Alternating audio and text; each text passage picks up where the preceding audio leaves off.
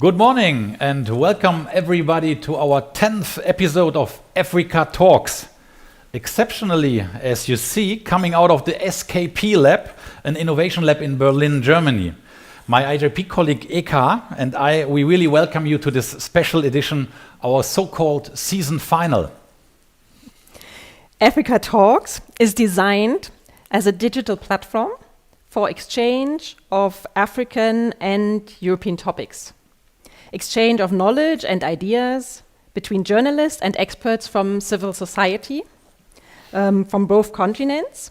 We want to learn, engage, and discuss about what are the impacts and consequences of the COVID-19 pandemic. I'm Marco Vollmar. I'm a member of the board of IJP International Programs, and I would like to introduce also Eka, my colleague, to you. I'm Eka Neumann. I'm the coordinator of the African program of the International Journalism Program, and I'm looking forward to today's topic. Our topic of today is Africa and Europe, a new partnership for a post-COVID-19 world. And we are very delighted to welcome our guest of honor, Professor Dr. Horst Köhler, former Federal President of Germany. Welcome to Africa Talks. Thank you. Horst Köhler studied economics at the University of Tübingen, from which he graduated in 1969. He obtained a PhD in economics in 1977 and then started his civil service career in the Federal Ministry of Economics in Bonn.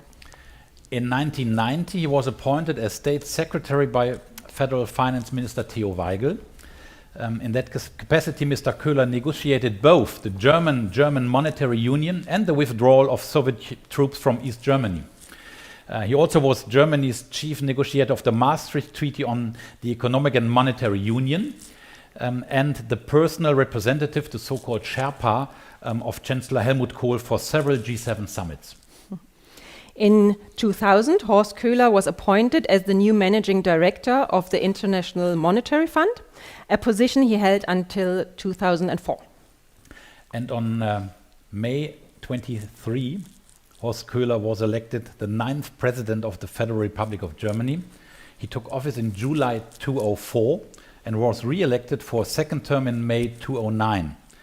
Domestically, he emphasized the importance of stronger sustainability policies to safeguard the planet for future generations and to create and preserve jobs fit for the future. He also argued for significant improvements in Germany's educational system and for finding creative answers to the challenges posed by demographic change. Concerning international affairs, President Köhler also advocated strongly for a true partnership with Africa, and he resigned from office on 31st May 2010. From 2016 to 2017, Horst Köhler co-chaired together with Kofi Annan a special panel advertising the African Development Bank on the implementation of its strategies.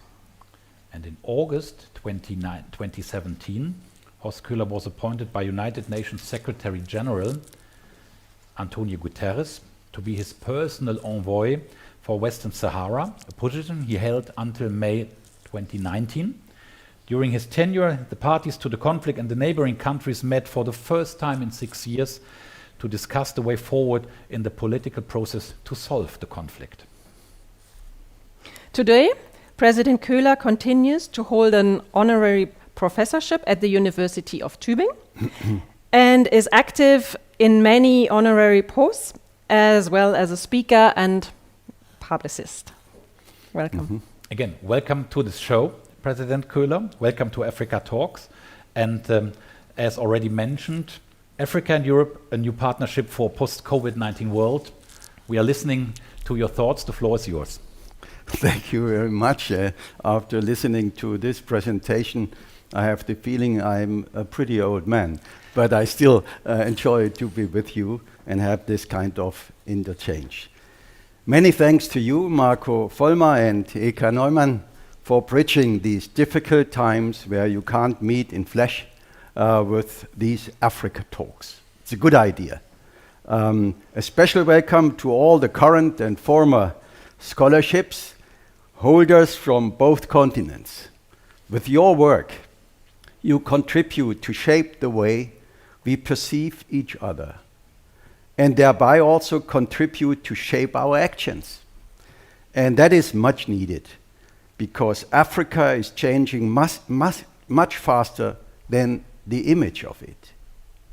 The title of our talks suggests a new partnership for a post-COVID world. Now, we still are in the midst of the pandemic that has wreaked havoc all over the world. I hope it will be a wake-up call that makes it clear to everyone. Interdependency is the political reality in the 21st century. That is what we have to learn. Everyone. To me, the most important step is to understand Africa as a real partner, not as an object of care or fear. Africa and Europe have a special closeness through history and geography. Europeans should finally move beyond attitudes of superiority or power or wealth. We should acknowledge our differences as well as our common interests and come to a basis, on this basis, to solidarity. And hopefully, this is what I really want to make clear, mutual learning. Mutual learning means also learning from each other. We need every single good-willing, innovative and engaged person to find solutions to all the big challenges that threaten us all in this 21st century. Europe has to finally realize to what degree the futures of our continents are intertwined. I am glad that the EU Commission and its President Ursula von der Leyen seems to be determined to tackle the necessities, challenges and benefits of a renewed partnership. Africa has a huge potential for wealth and well-being of its people. Huge potential. But far too long, governments have been talking about that potential instead of really tapping it, developing it, providing decent living conditions and perspectives to Africa's rapidly growing population requires, first and foremost, courageous and honest leaders in Africa. Let me add a disclaimer to all our exchange. I often get asked as an expert on Africa, but I'm not. I couldn't be, because there is no one Africa. Africa is a continent with extreme diversity and thus complexity of challenges. Should I nevertheless speak of Africa in the next hour? Please take it as an act of audacity. But for one thing, I'm sure that I'm right to generalize. Africans must get the chance to be vaccinated against COVID-19, like everybody in the world. There has been a lot of talking about vaccines as a global public good. We now must come to global cooperation for production and deliver this good to everybody. I fully agree with a recent statement of the Mo Ibrahim Foundation, and I quote, "There will be no economic or social recovery unless we prioritize an equal global health recovery. It is a matter of shared interest, not of charity." End of quote. Nobody will be safe until everyone is safe. So, dear fellows, dear listeners, I look forward to exploring all these questions in more depth. Thank you, President Köhler. From your perspective, what are the most important steps now towards a new partnership? Well, my answer is the following. I see three fundamental steps and some very urgent ones. First, Europe has to change perceptions about Africa and adapt to the new realities. Second, both sides must take their respective responsibilities. Africa, good governance and structural reform. Europe, no double standards and corresponding structural reforms here with us in Europe. The third, very basic step should be, we need to build a strategic economic partnership to make Africa a global growth hub. That is possible and needed to deliver jobs and income to the African population. So the last point, urgent steps, most immediate steps, providing Africa access to vaccines, monetary liquidity, and also debt relief to overcome the economic difficulties. Professor Köhler, you mentioned changing perceptions. Could you explain what you mean by changing perceptions? Well, our European views of Africa often reveals more than about us than about African realities. Mm-hmm.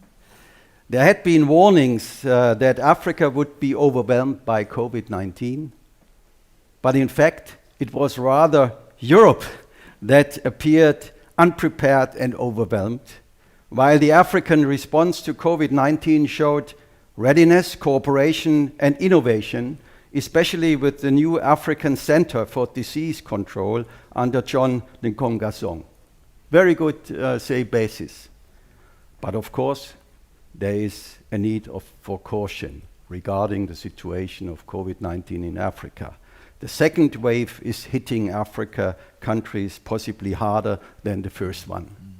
And also in Africa, there are countries whose leaders downplay the severity of the coronavirus, and that is dangerous. Mm-hmm. In a speech, you said that we need, quote, to develop an awareness of our long repressed colonial past. End of quote. How do you think that could be achieved? Well, Africa, meanwhile, has agency. Europe finally must stop seeing Africa as an object, as a continent always acted upon. It should understand it as a political subject with own visions, agency, and options for action. They have own options, and we should understand it. And Africa develops already an agency also worldwide. For example, the common position of the AU member states at the climate conference in Copenhagen, where they clearly made pointed to the developed countries, climate change is something which is threatening us, and was a very strong voice in this Copenhagen meeting. I am very pleased that they also think about an African passport, meaning the integration of a huge continent to one understanding, and I see also the African continent-wide free trade zone as a strategic project to underline that they have their own vision for the future.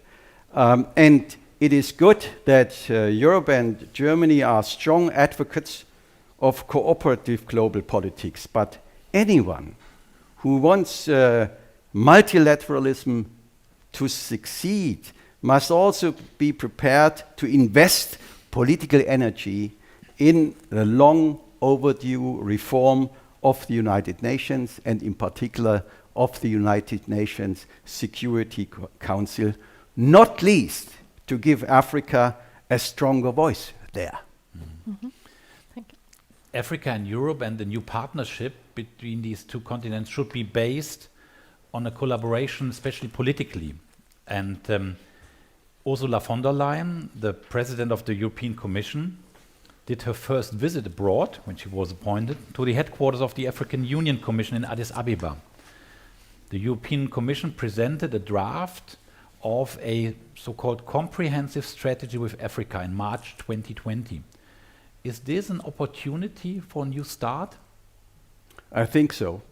There clearly is political will on both sides, and that's good. And the pandemic is the most recent wake-up call to the urgency of a policy of interdependency. We need shared solutions that help all of us. But the pandemic has stalled the necessary process. The EU-AU summit in autumn 2020 has been postponed. To be optimistic, that gives us time, both sides, to reflect and prepare for the meeting to discuss common positions.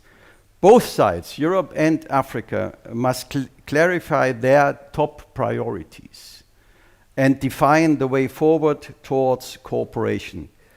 Therefore, I welcome that a new Africa-Europe Foundation, which was founded last year, I think in December last year, has offered its help in terms of discussing the content of cooperation. And this offer was accepted by the European Commission and the African Union Commission. The Africa-Europe Foundation has created 5 so-called strategic groups discussing first health, digital, agriculture and sustainable food systems, energy and green transformation, and last but not least, transport and connectivity. I think with these kind of items or content points, they can give input to the political considerations between the leadership of Europe and Africa. A new start for cooperation also requires, and I'm underlining that, requires also better coordination of EU member states diverging Africa policies, because there's also a need for being better coordinated, and it requires also, and beyond all difficulties, that the African countries find their own priorities. And as you said, 5 fields have been defined, but what should be the top priorities from your perspective? Besides the immediate needs, and we will come, I'm sure, back to this later, a new partnership should respect the institutional framework of the AU and be tailored to African priorities and not to kind of European wishful thinking or priorities. First, invest in education and exchange. Very important point for this continent with its huge young population. China offers grants to tens of thousands of African students. Germany and Europe should scale up exchange programs and scholarships. What we need is not brain drain, which draws the best talent away, what I observe in the world. But we need brain circulation with Africa. The international journalist programs are a very good example for that, and I'm grateful for that. Second point, faster and more effective technology transfer. We are talking about this, but it's a little slow, here a bit and there a bit. Faster and more efficient technology transfer.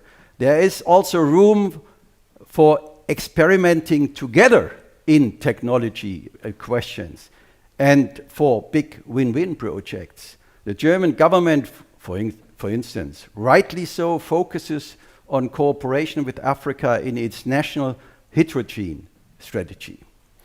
My third point, what is, say, kind of priorities. The African Continental Free Trade Area is a crucial project for economic and political integration in Africa. It will boost growth and job creation, but it requires hard and difficult work.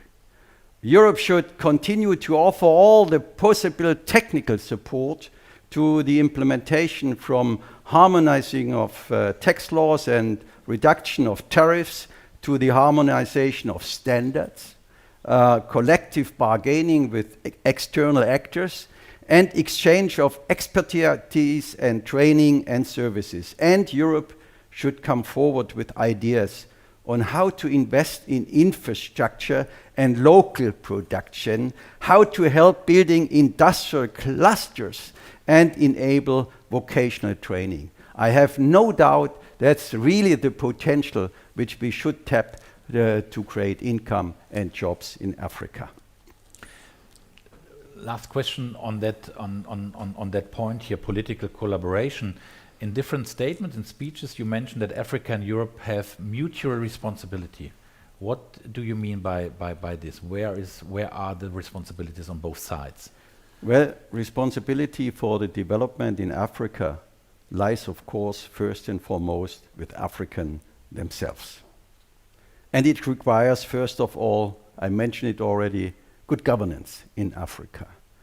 The Ibrahim Index of African governance measures progress in areas such as the rule of law, participation, people's participation, education or health. Since the turn to the 21st century, it has, this index, recorded slow but steady progress. But unfortunately, the last 2 years, it documented also a decrease of regression. And this needs to be seen and to be assessed. For example, constitutions get revised to allow leaders to stay forever in the power. This undermines the core foundation of democracy, that is, power is only conceded for a limited time. Press freedom is another fundament that recently has been challenged in Africa in some countries. On the 2020 World Press Freedom Index map, 21 African countries appear in red or black. That's an alarming signal, meaning that those who produce news and information are working in difficult, even critical conditions. These are worrying developments, to be honest. It is necessary to speak out, but without, from the perspective of Europe, from the north, without self-righteousness. Because in other parts of the world, even in Europe, events have shown the fragility of freedom and democracy too. Africans themselves speak out loudly about all these difficulties with governments, the governance in Africa. An example, Jackie Chilias, a South African, you may know him, the founder of the Institute for Security Studies in South Africa, in his book named Africa First, he underlined Africa First means also first honest and accountable leadership in Africa. That is an African who made it clear. The most courageous protests against corruption and bad governance come from the ranks of African civil society itself, and I know about it. And a survey carried out by the polling organization Afrobarometer indicated that a majority of Africans consider democratic accountability to be more important than the mere efficiency of their government. That is very an encouraging sign. Of course, we need efficiency of government in Africa too, but that there has this expression of wisdom, awareness of accountability, that is something which gives democracy roots, and therefore I think we should appreciate that. African political will and responsibility so are key. But there is also a European responsibility, a strong European responsibility. And I bring here forward 3 points. First, illicit financial flows in a dimension of, possibly every year between $50 and $100 billion from Africa away. Illicit financial flows flow also on European bank accounts. Providing the necessary tools and legislation for transparency is also the duty of us here in Europe and in the global north on the whole. And Europe should advocate for a new global taxation structure which grants African countries access to a fair share of taxes and places limits on base erosion and profit shifting by international companies. Big issue. The OECD is discussing this, but the progress is, at least from my perspective, too slow here.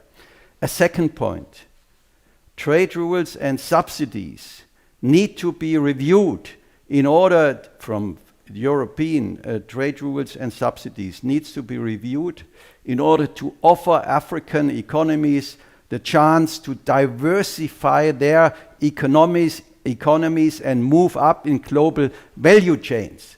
You see, the diversification of the African economies is a crucial point to provide jobs and income for the population there.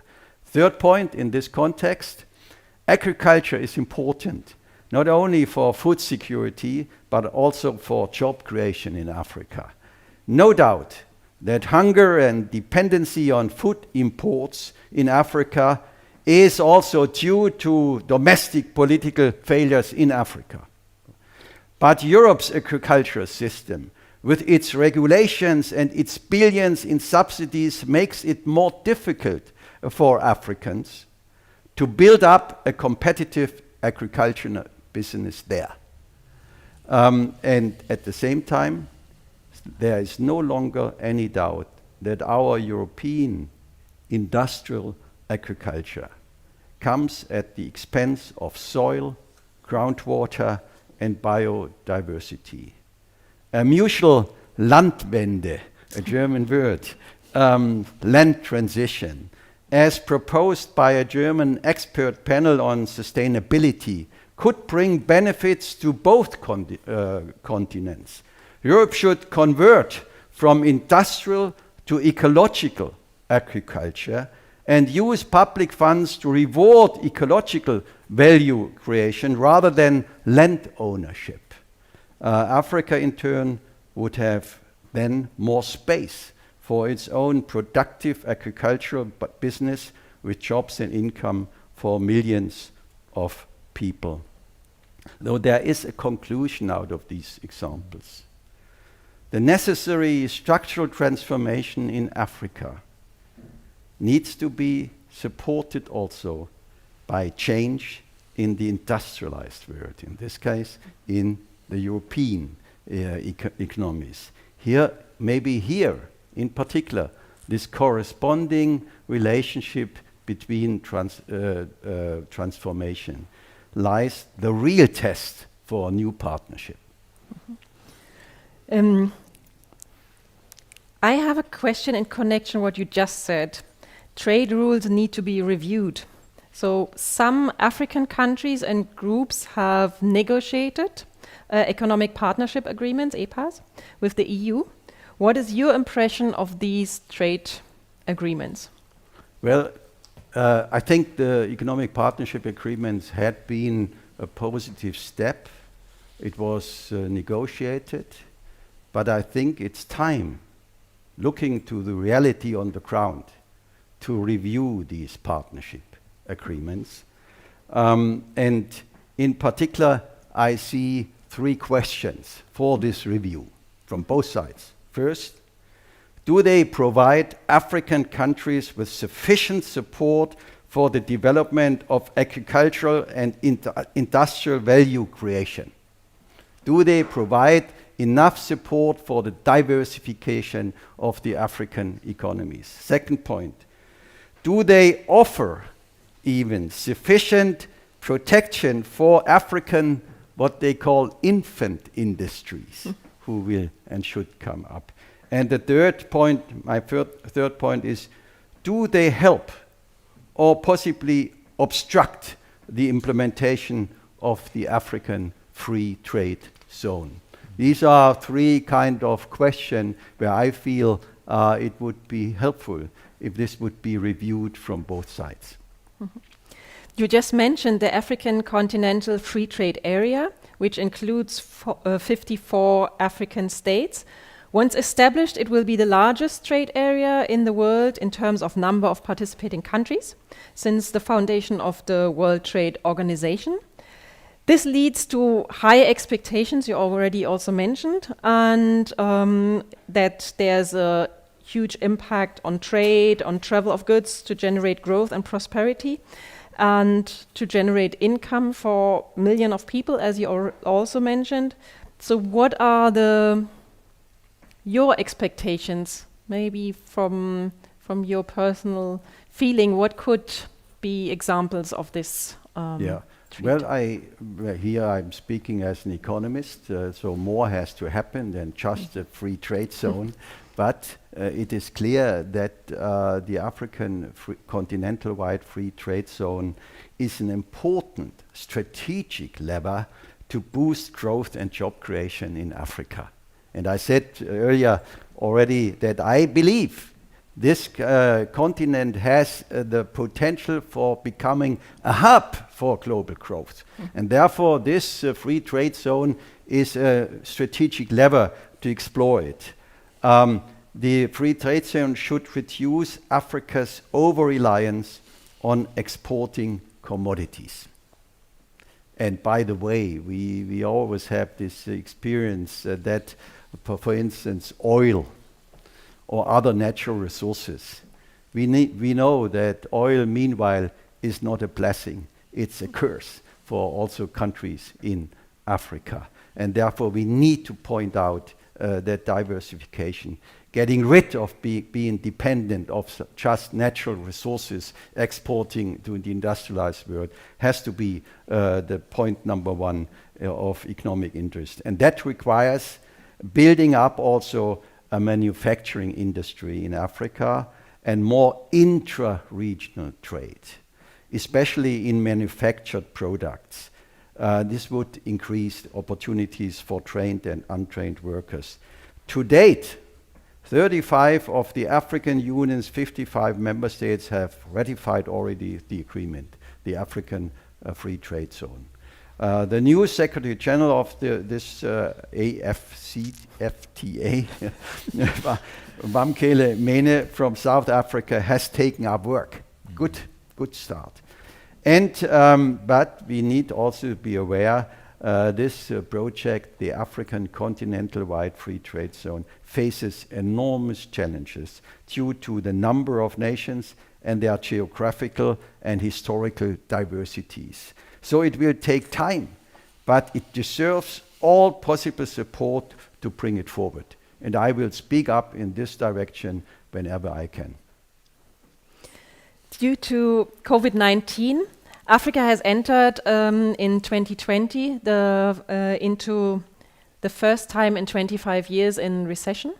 So progress in poverty reduction will suffer and face a brutal setback. From your perspective, which developments do you foresee in the light of COVID-19, and especially where is the hope in this? Well, first, in many sub-Saharan countries, the COVID-19 pandemic, that's reality, may bring a considerable setback of years of hard-won development gains and upend livelihoods of millions. That is also reality. This is open, this question. According to the latest bank report, economies in sub-Saharan Africa region contracted by 2.8% in 2020. Recovery is expected this year to around 3% growth, 2021. But this still means a huge setback, because we know that Africa needs an average of 5 to 7% to overcome extreme poverty. That we know already that the COVID pandemic made it harder to overcome this extreme poverty. And 5 to 7% growth is possible for African countries. So where does hope come from? Africa did not sit passively and wait for the pandemic to devastate their economies. The AU appointed 4 eminent personalities, and I know them, and I know they have competence and also energy to express their views. That is, of course, Ngozi Okonjo-Iweala, who is now moving to another, Donald Kaberuka, who was minister in Rwanda and then head of the African Development Bank, Tidjane Thiam, and also Trevor Manuel, also a South African former finance minister. These are special envoys to engage with multilateral institutions at the political area, pushing forward for African interest and not least debt relief, which is needed. The AU quickly also established a continental COVID-19 response fund. It raised $400 million for medical supplies, tests, and socio-economic support to the most vulnerable. These have been encouraging sign of African agency and cooperation. The acceleration of digital transformation driven by the pandemic will contribute to the modernization of African economies, no doubt. And we are behind the curve in Germany in particular regarding the modernization of our economy here. Digital payments in Africa are far ahead of German digital payments. African startups provided digital solutions to counter the pandemic. I give you an example. I have looked at it and found, for instance, the Fed Lab from Kenya. It has developed an application called M-Safari. If you board a public transport, Matutu, right? With this app, you can register your ride and later track and inform about possible sources of infection. Meanwhile, over 640 tech hubs are active across the continent. Digital solutions are being tested in agriculture, manufacturing, services. So I see here hope for this big objective, diversifying African economies, also regarding building up a services economy. Another reason for hope is the boost in renewable energy due to falling prices for solar and wind, making the much needed access to electricity for all kinds of economic activity easier. And a sign of hope, at least for me, because I know these people, is also that African leadership is getting visible on the global stage.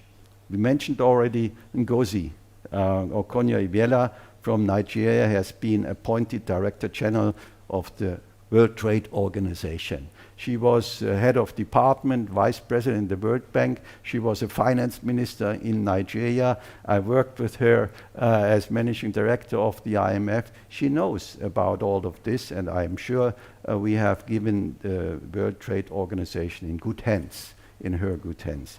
A second person is also the Senegalese finance minister Maktar Diop, will become the head of World Bank's International Finance Corporation, the IFC, which is dedicated to build up private sector activity in the economies. And we know already that an Ethiopian, Tedros Ghebreyesus, is the head of the World Health Organization.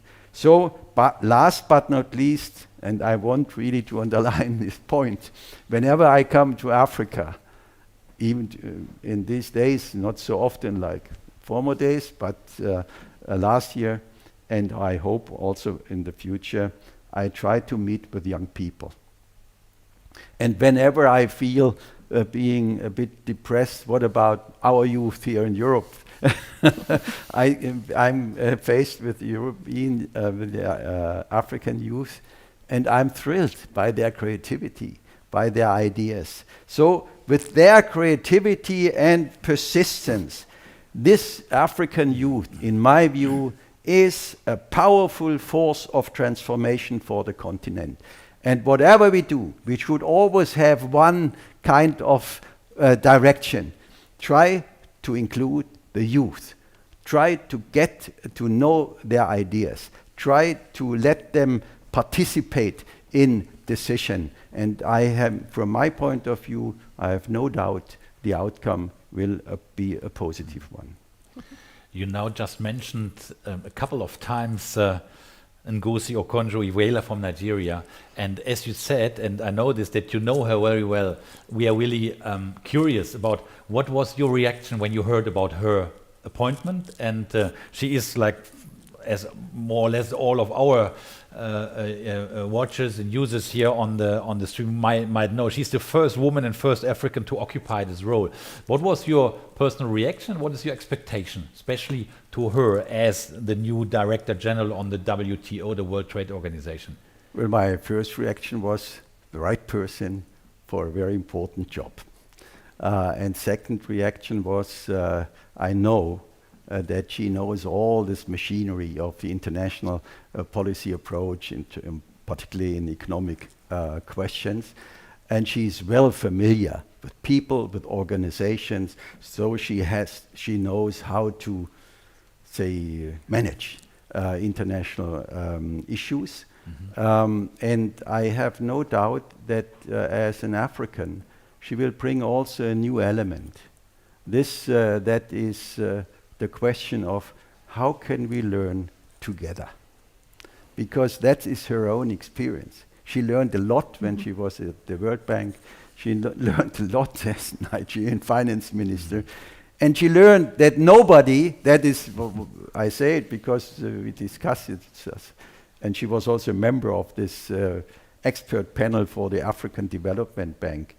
She knows that nobody has the kind of monopoly to know what's the right way forward. You need to listen, you need to exchange, you need to also reflect with us and discuss. And on this basis, I'm sure she will be an advocate for more kind of international awareness about interdependence. And on this basis, she will try to bring together voices who pay respect for the international dimensions of policy. And I'm sure, and this is what I request, have a request to her, bring forward the African interest. You, as an head of the World Trade Organization, she has to be, say, neutral in terms of national interest, and she will. But the African continent is a major kind of region for growth of trade and investment, and therefore she will speak up to tap this potential, and it will be in the interest of all of us.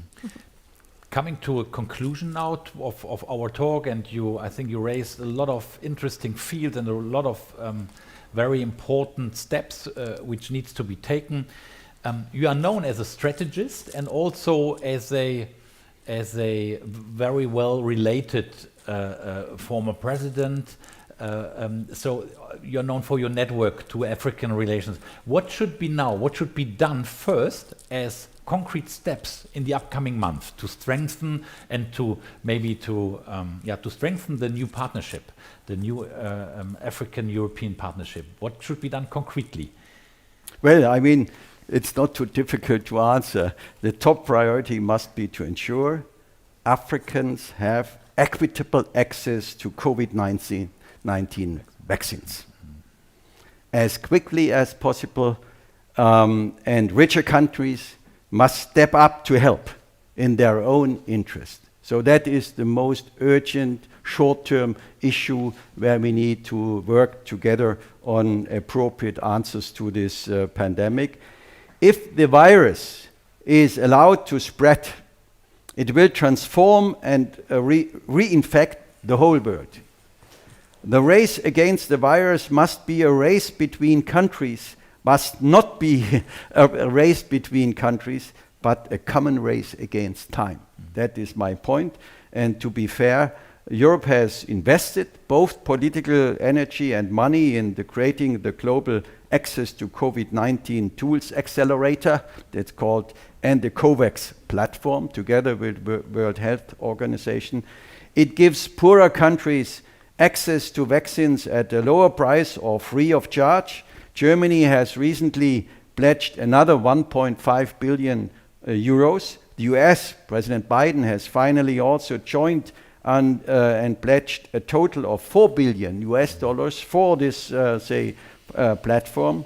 And therefore, there is already something in place for the global distribution, and this is helpful. But in a world where only 10 countries have administered 75% of vaccines, and 130 countries have not even received a single dose, we also need to share already existing vaccines and build up production of vaccines.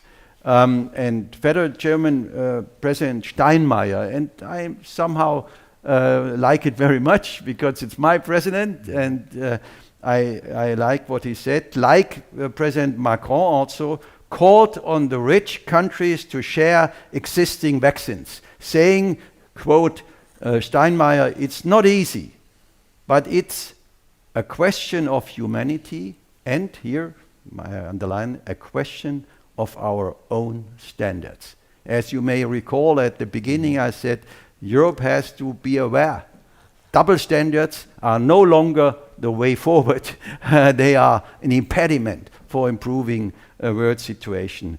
And most important also, money and sharing alone won't make more vaccines available. Production is, for the moment, a critical bottleneck.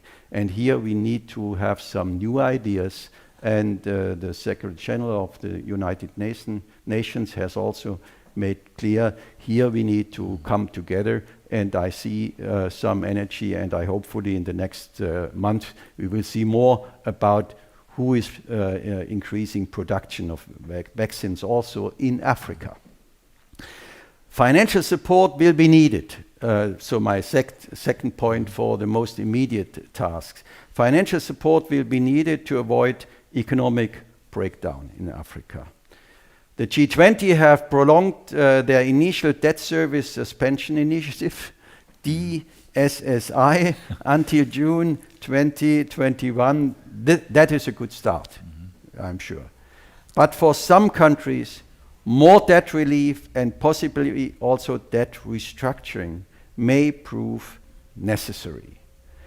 African governments urgently have to get access to new resources to confront the economic fallout of the COVID-19 crisis, while advanced economies spend around 24% of their GDP for recovery measures, stimulus. Low-income countries spend only 2%, leaving even farther behind.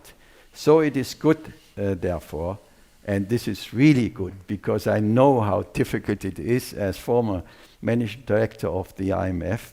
It is good news that just yesterday, the US Secretary of the Treasury, Ms. Yellen, announced the cautiously formulated but announced, in my view, a clear support to a new allocation of special drawing rights of the International Monetary Fund, meaning hard currency, access of hard currency. Vera Songwe, the head of the United Nations Economic Commission for Africa, proposed at the same day in the Financial Times the issuance of 500 billion special drawing rights, that is about $659 billion, and suggested furthermore, and that is very important, that G7 and G20 countries should voluntarily reallocate their SDRs at the IMF to an interest-bearing facility to support low-income countries. That is possible, but it needs, of course, political will to decide on this. And this proposal deserves serious consideration. And in my view, Europe should be an advocate for this way forward. So there are concrete demands on the table, if we understand you rightly. And as you are known as an optimist, and I think we also have heard this in your words here, in your remarkable words we just had. What would you expect for 2021? We are at the beginning of a year, which starts difficult, and COVID-19 is not yet is not finished yet. With regard for the African European partnership, what are your expectations for this year? Well, it's a hope, not an expectation, that both continents, the leaders of both continents, will move beyond the decades-old behavior patterns and realize their common interest to move forward. Let this crisis be a turning point. That is my hope, if you want so.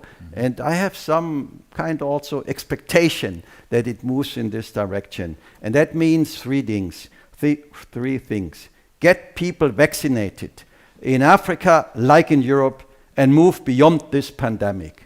The equal access is a demonstration that African people care as much as European people or American people. First point.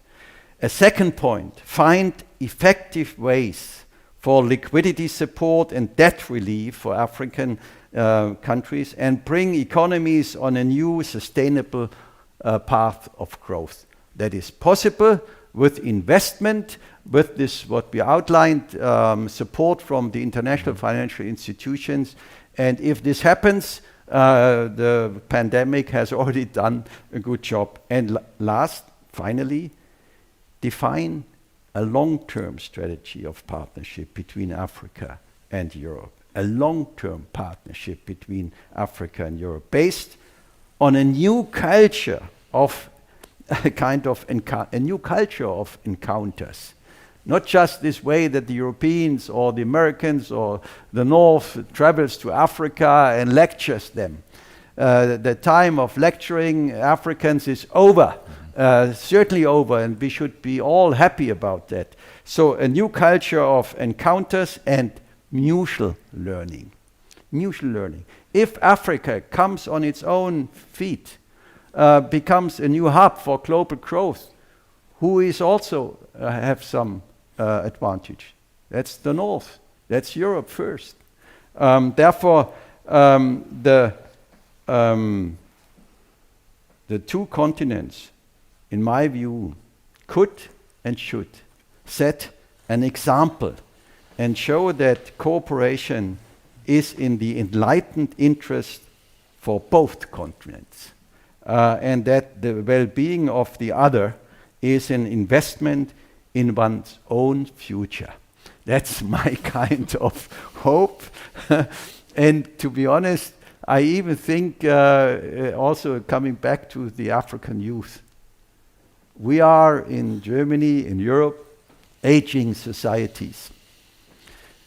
Aging societies, but at the end, rich societies. The Africans' societies are mostly poor societies, but young societies. And what would be, it would be a tremendous idea and historic development if we would bridge these asymmetries, so that let's say the older societies in Europe have a bridge via their financing, say, possibilities to the young investment needs in Africa, and both will at the end have an advantage for that. That's my kind of little vision for these two continents, and if we could move in this direction, we could also set a good example how the world in the 21st century can still have a promise for all people in the world. Thank you very much, Professor Köhler, for these very informative and profound analysis of the developments of the African continents and your visions. And I stick very strongly in my head that lecturing time is over and mutual learning needs to be achieved. Thank you very much for addressing that. And in the light and addressing the developments need in the light of COVID-19. So thank you very much for these insights. Thank you, you too. And also, we would like to thank our users of our 10 web video talks we already had right now. We want also to thank you for your attendance. And this was the last episode of our first series, Africa Talks. Also from my side, again, we really appreciate your contribution and the conversation with you, President Köhler. We wish you all that we stay and that you stay healthy. We wish you that you're getting out of this COVID pandemic. As we heard, it still will last a couple of time. I think we need to be patient and to stay patient. But at the end, we are all optimists here. And this was my message, that we had former Federal President Köhler here on the show, and he really shows his personal optimism. And I think there are things moving. And as we said, there are people from Africa coming into international institutions, etc. PP. So I think we have optimistic signs, and so we should work on to find and to create a new era between the African and the European continent. I think there are a lot of opportunities to win. All the best to all of you. Take care, stay healthy, and goodbye. Thank you. And I would like to thank all the people behind the scene who make that possible, who are not seen but who supported, that we were able to manage to get together the 10 episodes. And I would like to end with a reference of Chimamanda Adichie, African novelist, that diverse stories are needed and that we need a shift from single storytelling about African continent, but to move towards different and diverse storytelling. So I hope we contributed a little bit towards telling diverse set of stories, and in these 10 episodes, but also today. So thank you very much. Goodbye. Thank you.